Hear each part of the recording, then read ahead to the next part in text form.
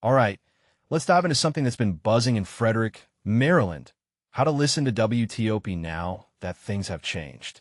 Here's the deal. WTOP's analog simulcast on 103.9 FM in Frederick County ended on August 1st.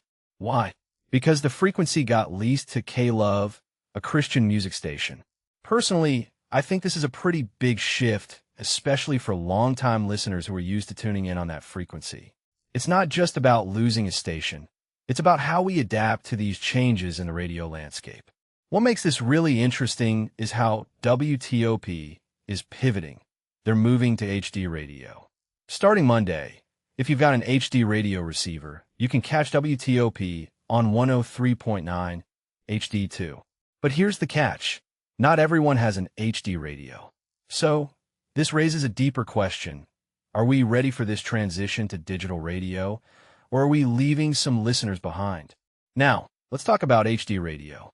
What many people don't realize is that HD radio isn't just a fancy term. It's a digital technology that allows stations to broadcast additional channels with better audio quality. For example, 103.9 HD2 for WTOP and 103.9 HD3 for the gamut. From my perspective, this is a smart move for stations because it maximizes their bandwidth, but it also means listeners need to upgrade their equipment. If you're wondering if your car or home radio has HD capability, look for the HD radio logo. One thing that immediately stands out is how many people might have HD radio built into their systems, but don't even know it. Dave Kalesser from Hubbard Broadcasting mentioned that it could be switched off by default. So, if you're trying to listen to WTOP at home or in your car, you might just need to toggle a setting. What this really suggests is that the future of radio is digital, whether we're ready or not.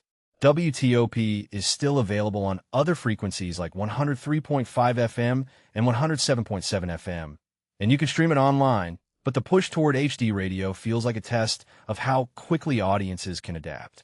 A detail I find fascinating is how WTOP is making it easier for listeners by being available on CarPlay, Android Auto, and even Alexa. It's like they're saying, we've got you covered, no matter how you listen. But here's the thing. Not everyone wants to stream or use apps. Some people just want to turn on the radio and go. So, is this shift to HD radio inclusive, or does it favor tech-savvy listeners? If you take a step back and think about it, this isn't just about WTOP or Frederick. It's part of a bigger trend in broadcasting.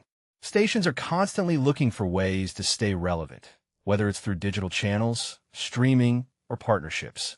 WTOP being owned by Hubbard Broadcasting, a family-owned company, adds another layer to this. It's not just a corporate decision. It's a strategic move to future-proof their brand.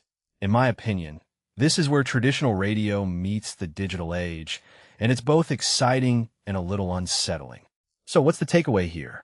Personally, I think this is a wake-up call for listeners to get familiar with HD radio and for stations to ensure they're not alienating their audience. It's a balancing act between innovation and accessibility. If you're in Frederick and missing your WTOP fix, check your radio for HD capability or explore their streaming options.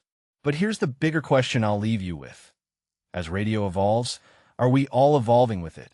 Or are some of us getting left behind? Let me know what you think in the comments. I'm curious to hear your take on this.